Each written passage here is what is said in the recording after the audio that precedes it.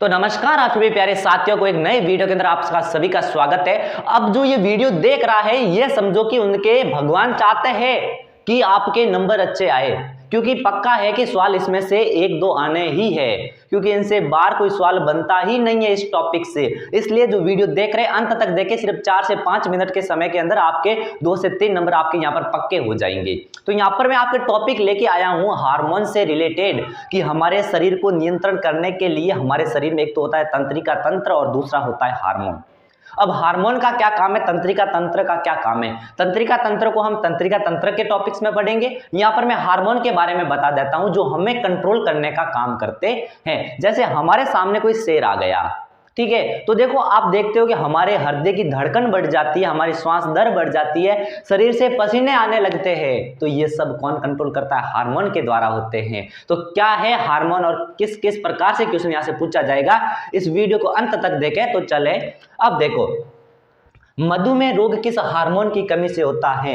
मधु का मतलब मीठा, ठीक है। तो मधुमेह रोग किस हार्मोन की कमी से होता है? तो यहाँ पर मैं बता दूं, आपने एक नाम सुना होगा इंसुलिन। जो इंसुलिन हार्मोन होता है हमारे शरीर में अग्नाशय से स्त्रावित होता है।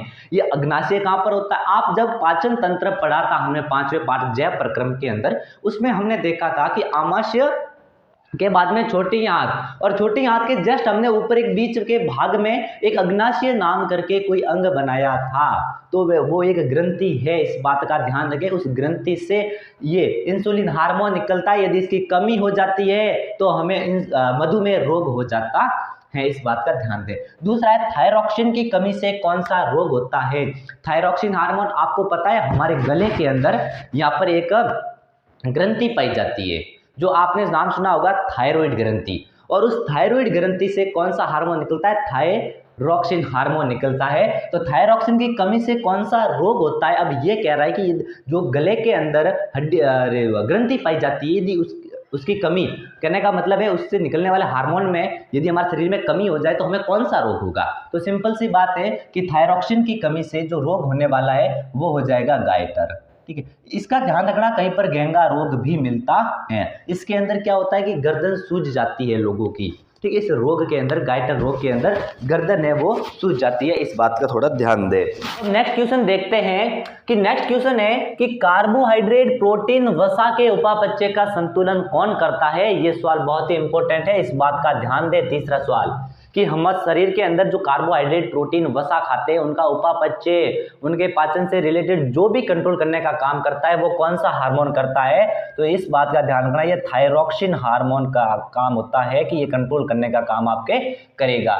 नेक्स्ट है रक्त में शर्करा का नियमन। तो हमारे शरीर में शर्करा का नियमन कौन करता है? आप सभी को पता है मधु का मतलब मीठा, और मीठापन किसके कारण? इंसुलिन के कारण होता है। तो शर्करा का नियमन भी कौन करता है? इंसुलिन करता है, क्योंकि जब इसकी कमी हो जाती है तो हमारे शरीर के अंदर मधुमेह रोग हो जाता है। नेक्स्ट क्वेश्चन है एड्रीनलिन हार्मोन किस ग्रंथि से स्त्रावित होता है? एड्रीनलिन हार्मोन किस ग्रंथि से स्त्रावित होता है? तो आप सभी को पता है किडनी के ऊपर एक ग्रंथि हमने पढ़ी थी जिसका नाम था अधिवृक्क ग्रंथि। तो अधिवृक्क ग्रंथि के द्वारा एड्रीनलिन हार्मोन स्त्रावित होता है। एड्रीनलिन हार्मोन पूछ ले किस ग्रंथि के द्वारा?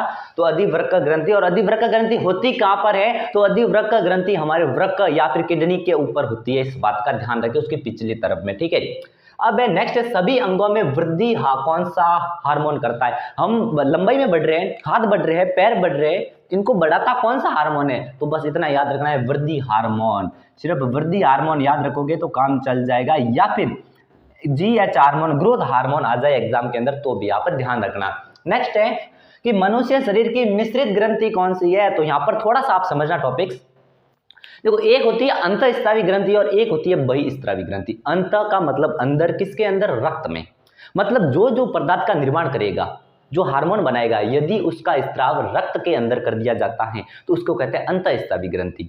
बहिःस्रावी जहां पर रक्त के अंदर ना करके कई बार भाग के अंदर, जैसे आहार नाल में कर दिया, तो वहां पर हो जाएगा ये बहिस्त्रावी ग्रंथि। जो रक्त में नहीं करता है बहिस्त्रावी ग्रंथि अपना स्त्राव, और जो स्त्राव अपना रक्त में कर देता है अंतःस्त्रावी ग्रंथि होती है। तो यहाँ पर पूछा गया है कि ऐसी कौन सी ग्रंथि मिश्रित ग्रंथि, मतलब जो अंतःस्त्रावी भी है और बहिस्त्रावी भी है, अपना स्त्राव है वो रक्त में भी करती है और अपना स्त्राव है वो बाहर भी करती है। तो ये ग्रंथि आपकी हो जाएगी अग्नाशय ग्रंथि। इस बात का ध्यान रखें, अग्नाशय ग्रंथि। आपने देखा होगा क्योंकि अग्नाशय रस हरनाल छोटी आंत के अंदर डाला जाता है, जबकि इंसुलिन हार्मोन जो इसके द्वारा ही निकलता है अग्नाशय के द्वारा, वो रक्त के अंदर डाला जाता है। नेक्स्ट है थायरॉक्सिन के निर्माण में किस तत्व की जरूरत होती है, मतलब जो हमारे गले के अंदर थायराइड ग्रंथि पाई जाती है, इसके द्वारा थायरॉक्सिन हार्मोन निकलता है, इसके निर्माण में किसकी, मतलब किस तत्व की जरूरत होती है, तो आयोडीन की जरूरत होती है। आपने एडवर्टाइजमेंट में देखा होगा कि आयोडीन युक्त नमक। तो आपको एक सवाल यहाँ पे इंपॉर्टेंट बनता है, अच्छे से देख करके जाना कि डॉक्टर आयोडीन युक्त नमक खाने की सलाह क्यों देते हैं, क्योंकि सर थायरॉक्सिन हार्मोन को निर्माण के लिए आयोडीन जरूरी है। यदि हम आयोडीन युक्त नमक नहीं खाएंगे तो हमारे शरीर में आयोडीन की कमी हो जाएगी, जिसके कारण हमारे जो कार्बोहाइड्रेट, प्रोटीन, वसा है उनका उपापचयन रुक जाएगा, क्योंकि उपापचयन करने का काम ही थायरॉक्सिन करता है। तो इस बात का ध्यान रखें। नेक्स्ट है जब एड्रीनलिन रुधिर में स्त्रावित होता है तो क्या अनुक्रिया होती है, एड्रीनलिन हार्मोन। अब देखो मैं आपको बता देता हूं, जैसे किसी के सामने शेर आ गया, आपकी क्या क्या प्रतिक्रिया होने वाली है। सबसे पहले तो आपकी जो हृदय की धड़कन है वो बढ़ जाएगी, जैसे यहाँ पर हाथ रखोगे धक धक धक जोर जोर से करने लगेगी। दूसरा है आपकी जो श्वसन की दर है, श्वसन दर, श्वसन का मतलब आप जो सांस ले रहे हो आप फटाफट सांस लेना स्टार्ट करोगे, क्योंकि इसके कारण ये एड्रीनलिन हार्मोन के कारण ये सब अनुक्रियाएं होती है। तो ये बहुत ही इंपॉर्टेंट है कि एड्रीनलिन हार्मोन के क्या क्या कार्य सर, हमारे शरीर से पसीने आने लगते हैं, आहार नाल जो पाचन तंत्र है वहां पर रक्त की कमी हो जाती है।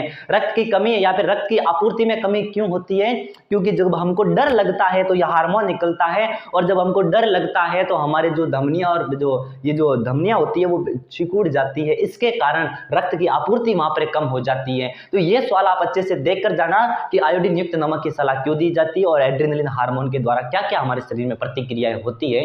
इसी प्रकार वीडियो और आपको नए नए जो मैंने आपको पहले से पेपर बता रखे हैं वो आपको जानने के लिए चैनल से जुड़े रहना। तब तक के लिए आप सभी को धन्यवाद।